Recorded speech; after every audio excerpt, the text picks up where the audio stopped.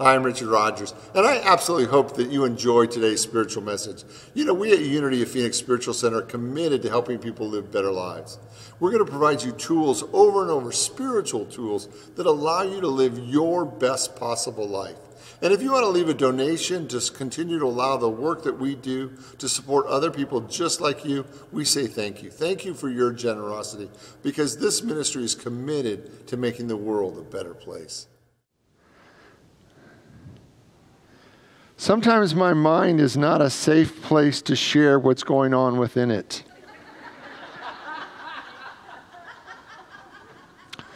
Sometimes the angels are all asking me to say the same thing at the same time, and it just sounds crazy. So here we go, right? When I was in ministerial school, there were two sentences that literally changed my life. One of them was a classmate who said that a good minister is here to comfort the afflicted and to afflict the comfortable.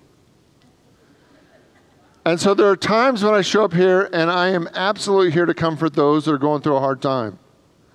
And there are sometimes I show up here and I am absolutely here to confront you. And so tonight is a confrontation night.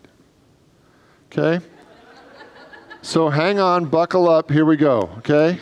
We had one of my other instructors, the other sentence that changed my life was a rabbi who came in and taught the Old Testament. He taught the Hebrew Scripture. And there was a Jewish seminary across town in Kansas City, and he would come in once a week and he would teach the Hebrew Scripture to us. And he said to us one time, and I will always remember it, he said, "A good rabbi is always one sentence away from being driven out of town." So with those two caveats, I'm about to start, all right? So the question that I have for you tonight is, how much of you was created in the image and likeness of God?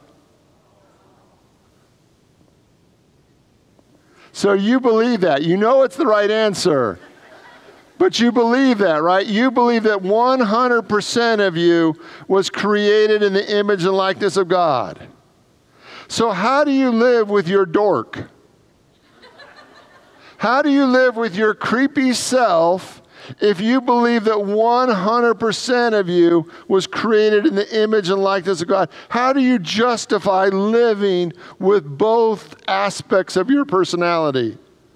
That you can be a divine expression, a sacred, holy expression of all that God is, and the next moment do something that is just absolutely head-scratching. Am I the only one that lives in that conflict? Right? So here we are, and you know that the right response is to say, oh, I am created in the image and likeness of God, and I'm holy and sacred and divine, and you get the mirror out and you clean it all off so you can see just how divine you are, and you just, you share it with your friends when you're in your A game and everything is going. And then what do you do with the other stuff? Like, how do you live with the other stuff? How many of you have ever spent a portion of your life unconscious? Right? So all the other stuff, we pretend like we just don't see it, right? Like just don't pay attention to the man behind the curtain. Just pay attention to the happy guy, right? That over and over again, what we have is these amazing expressions of God, and sometimes it doesn't seem like that.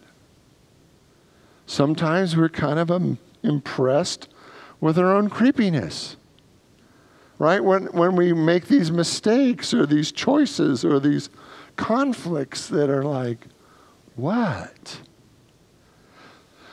So tonight I want to begin a 5-week series on an old book. It was written in 1968 by a Unity minister, Eric Butterworth. Many of us have read it. Many of us have read it multiple times. And I want to go back to it, because the title of the book is Discover the Power Within You. And I want to deal with that conflict, that issue of how you see yourself. When you're the only one in the room, when you're the only one looking at the mirror, do you really see yourself whole, or do you see yourself broken? Do you see yourself as a living expression of God, or do you see yourself as a big work in progress? Right? Because how we answer that actually matters. how we see ourselves actually matters. Because over and over again, if you see yourself broken, it impacts every area of your life, right? And if you see yourself that you're just created in the image and likeness of God, then how do you hold the times when you make choices that are really unbecoming a child of God? And maybe you've risen to the point where you never make choices that are unbecoming a child of God. But I think most of us from time to time, have a parking lot moment. Or on the freeway, we shout at someone and it's not, we see the divine in you, right? And how do we live with both of those? Because for some of us, when we see what we've done, when we see the mistakes that we've made, when we see some of the choices out of our past, it's easy just to label ourselves as broken and that be the whole story. But it can't be the whole story. So how do you understand yourself as an ever-evolving expression of the divine who makes interesting choices and that forgets often and regularly that there's something else going on within you that is just more than your cute, attractive, charming personality? Because I know how cute and charming you can be all the time. So in the prologue to his book, he tells an old story that we've probably all heard, but it's just good. According to an old Hindu legend, there was a time when all men were gods, lowercase g. But they were so abused by their divinity that the Brahman, the chief god, decided to take it away from them, from men, and hide it where they would never find it again. Where to hide it became the big questions. So he called all the lesser gods to him in council to consider the question, where should we bury man's divinity deep within the earth? But the Brahman said, no, that he will find it. One day he will dig deep enough down into the earth that he will find it. So they said, well, what if we sink his divinity deep in the deepest ocean? And again, Brahman said, no, that there will be a time when man can go to the depths of the ocean, to the deepest waters in search of the ocean bed, and he will find it. Then the lesser god said, what if we take it to the highest mountain and hide it there? But then Brahman replied, no, for one day man will eventually climb every mountain peak on earth, and here he would surely find his divinity there. And then one of the lesser gods concluded, then there's no place to hide it. Brahman said, here's what we will do. We will hide man's divinity, he will never find it, for we will hide it deep within himself. So what if the whole premise, the whole journey, the whole life experiences is really coming to know yourself as if for the first time? And I want you to see what a dilemma that is. Because you know yourself, right? You know you've been living as you for a while now, right? And you know what you consider your strengths and your weaknesses. You know what you're good at and what you're not good at. You know yourself. But the spiritual journey really requires that you're willing to come to know yourself all over again. That you're willing to see yourself with eyes that you've never seen before. To see yourself the way that God sees you. And it doesn't mean that you put away every other way that you've seen yourself, but you can't let that pollute the splendor and the glory and how amazing God is in you. So it's the ability, what the Buddhists call a beginner's mind, to see yourself for the first time. Not through all the preconceived filters that you've always held against yourself, but to see yourself and say, what if that was true? What if it was really true that I am created in the image and likeness of God? And not just because I'm cute or charming or wonderful or kind, but what if I'm really divine? And what if I was willing to take all the filters off? All the lenses that I've placed so that I see myself in a certain way. I see myself as a good person or as a bad person. What if I took all those lenses off and was willing just to see myself the way God sees me? And what if I was really even willing to take that into prayer and say, Spirit, let me see me. Let me see myself. Let me see my spirit the way you see my spirit. Can you imagine how radical it would be if one day your eyes were open and you literally saw yourself the way God saw you? Can you imagine what an absolute game changer? If you saw yourself as kind of okay or kind of adequate or kind of, well, I got it all going on today, right? But you literally had your spiritual eyes transformed so that you could actually see yourself the way God sees you. And if you could see yourself the way that God sees you, could you imagine that not only would you see yourself that way, but you couldn't help but see every other man, woman, and child, every other child of God on the planet that way as well? That we've all kind of come to sleep and an awakening to the trueness of who we are. See, you want to know what your homework is? For the next 5 weeks, I'm going to ask you earnestly in prayer to ask Spirit to see yourself the way God sees you. To ask that all the filters, all the misconceptions, all the craziness that you've believed about yourself to actually be removed so that you can see yourself through God's eyes. You can see yourself the way God created you, whole and complete and lacking in nothing. That you could actually entertain God's vision for you. I mean, it's going to be a game changer.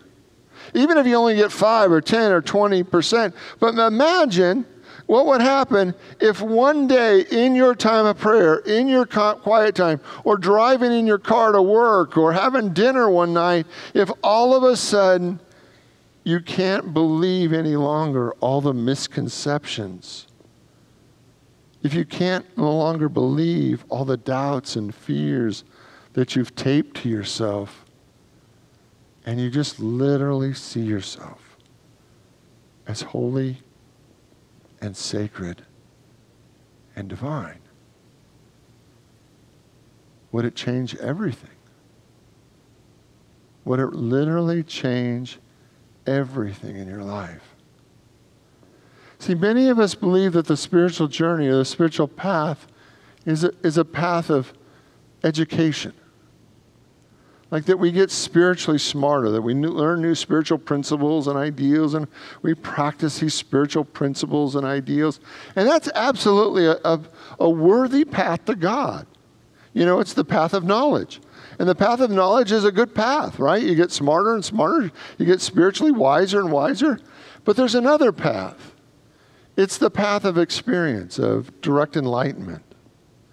It's the path where the lenses are taken off and you just see. And what if for the next 5 weeks you were willing to see yourself from a beginner's mind? To see yourself with new eyes. Can you imagine how much forgiveness work you'd have to do? For all the times, man, God, I cannot believe how much craziness I believed about myself. How much craziness I actually thought I was, and how broken or how limited or how foolish I thought I was. God, forgive me for all the preconceived ideas that were just wrong and crazy. For I now see myself the way you see me, in the sacred light that you are. In the chapter, he gives this one quote. It's the words of Tennyson. And it's only 2 lines long. It's like a dozen words. It says, self-reverence, self-knowledge, self-control, these 3 alone lead to the life of sovereign power. Can I read it one more time just because it just blew? Like, have you ever read something 1,000,000 times and then you read it and everything in those words comes in and just pops you in the face? Self-reverence, self-knowledge, self-control. These 3 alone lead to a life of sovereign power. So what's the first one? Self-reverence. How many of you have heard about a positive self-image? How many can feel like maybe you've in your own life have made this shift from a negative self-image to a positive self-image, right? On a good day, right? On a good day, we have a positive self-image. Well, that's not what he's talking about. He's talking about self-reverence. That you actually see yourself as sacred. That the first step in this process is that you actually have to have a self-reverence. How many of you have ever let somebody treat you bad because that's what you thought you deserved?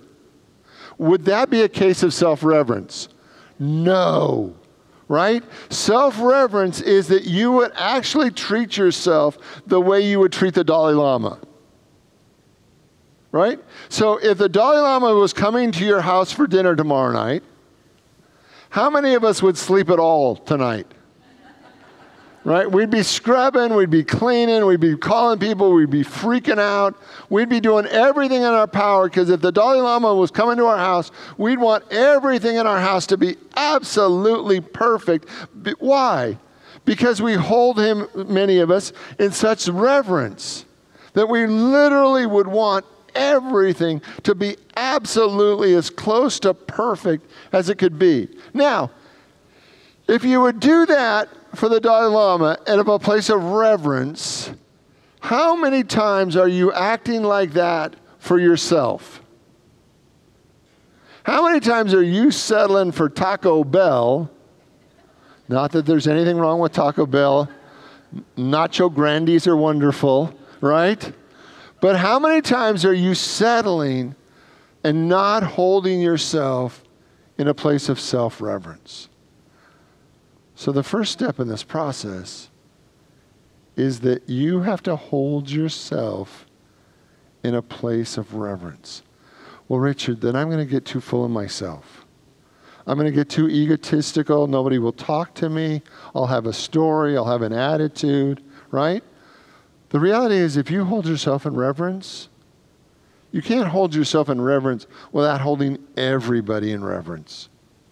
You can't hold yourself in reverence without actually seeing the Spirit of God in everybody else. But that's what reverence is. Reverence is to revere, to see as sacred or holy or special or extraordinary. That's what the first step in transforming and discovering the power within you is, really beginning to hold yourself at a level of self-reverence that you don't talk yourself down anymore. You don't treat yourself in a way that's less than becoming. You actually lift yourself to the heights that every word that comes out of your mouth, everything that you express, is an action of reverence for who you are, for the God in you. That you're not out of integrity with yourself, that you're actually speaking the truth of who you are and letting the truth of who you are be the first thought, the first word, the first action is self-reverence. It's seeing the holy and the divine within yourself. I like from 1 John 4:20 it says, "He who says I love God and hates his brother or sister, they are liars. For those who do not love their brothers and sisters whom they have seen cannot possibly love God who they have not seen." Right? So here we are. We're here celebrating God, acknowledging God, and living and loving God. But if we can't love the place where God lives within us, as us, we've kind of missed the point. That self-reverence is how we establish the truth that God is in me.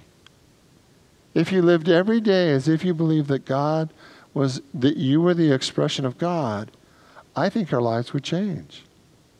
So the first one, self-reverence. Second one is self-knowledge. Right?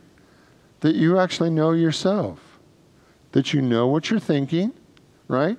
That you know what you're feeling. That you know what you want. Right? That some of us are still walking around so much of the time unconscious. Where we're not aware of what we're thinking. We're not aware of what we're feeling. We're not aware of what we want. And when somebody asks us what we want, it takes us 30 minutes at a restaurant just to decide. right? And what I want you to see is self-knowledge doesn't happen overnight. It happens little by little, day by day, when you actually slow down and ask yourself the question, what am I thinking? What am I feeling? What do I want from life? And you become more and more self-aware.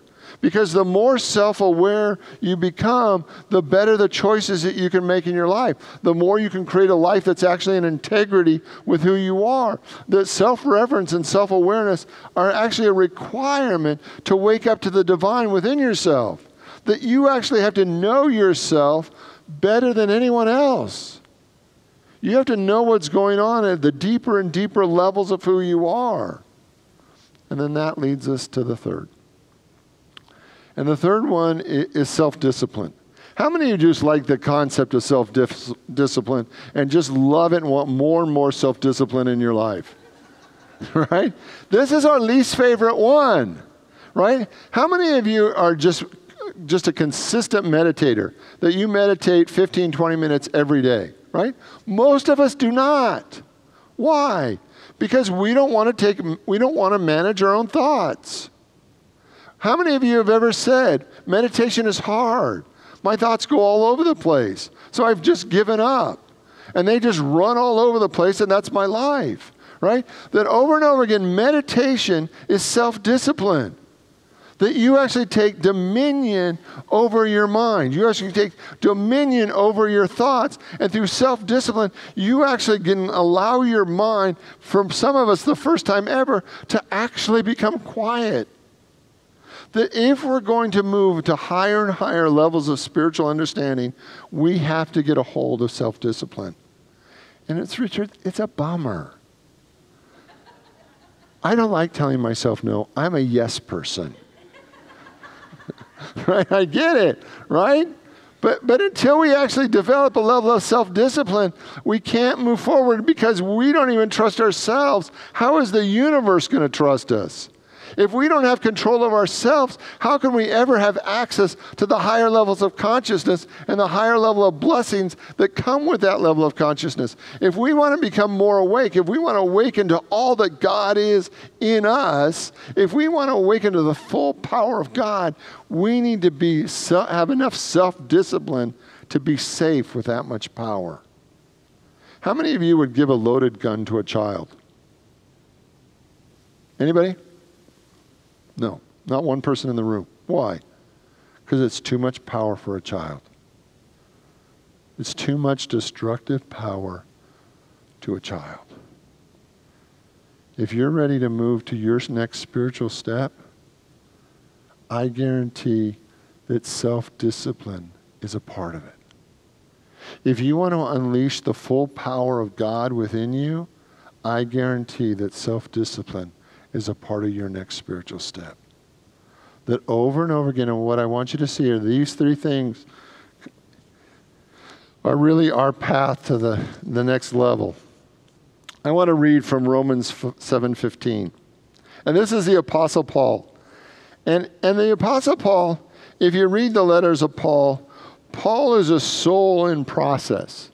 You know what I mean by that? He's had an awakening. He's had an epiphany. He's had a life-changing experience.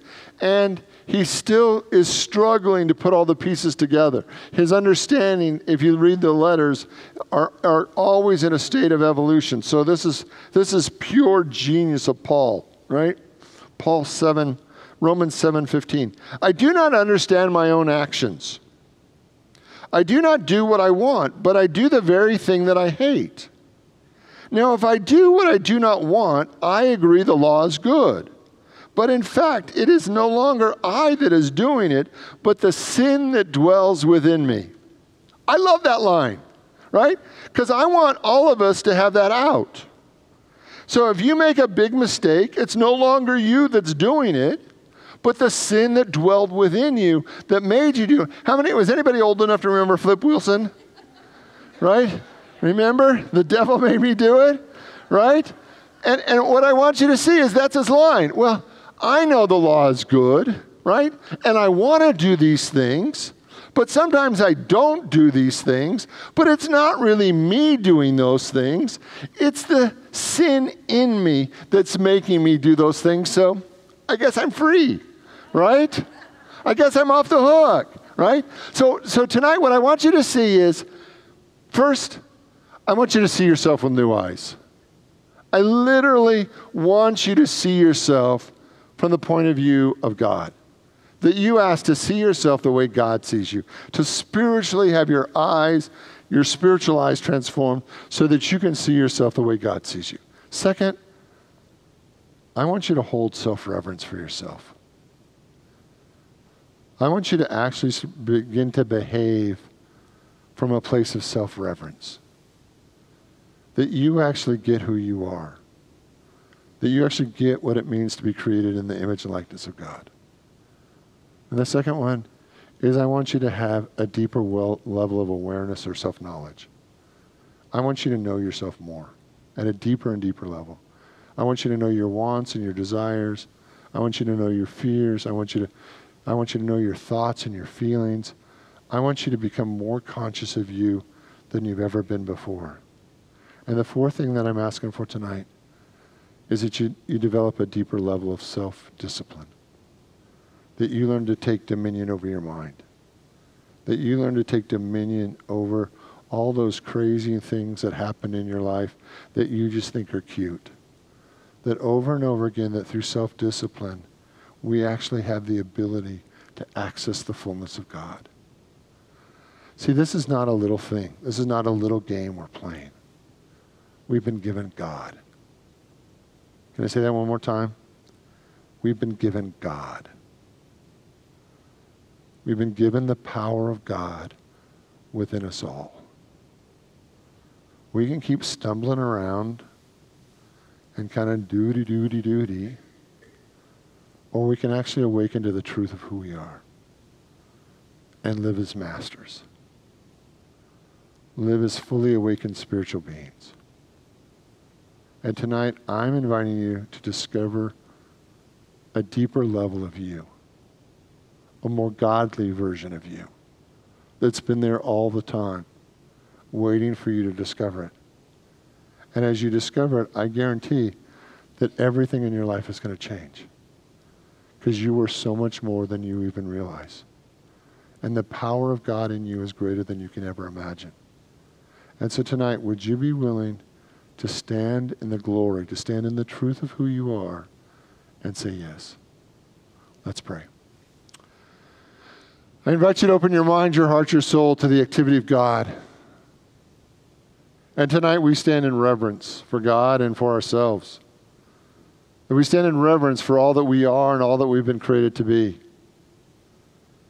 That we are not a small, weak, broken version of the divine, but we are the full version of God. We have been given the full power of love and wisdom to create the most amazing life in the most amazing world. We are not small, we are not weak, we are not broken. We are God's Spirit expressing. And so it is. Amen. God bless you all. Thanks for being here tonight.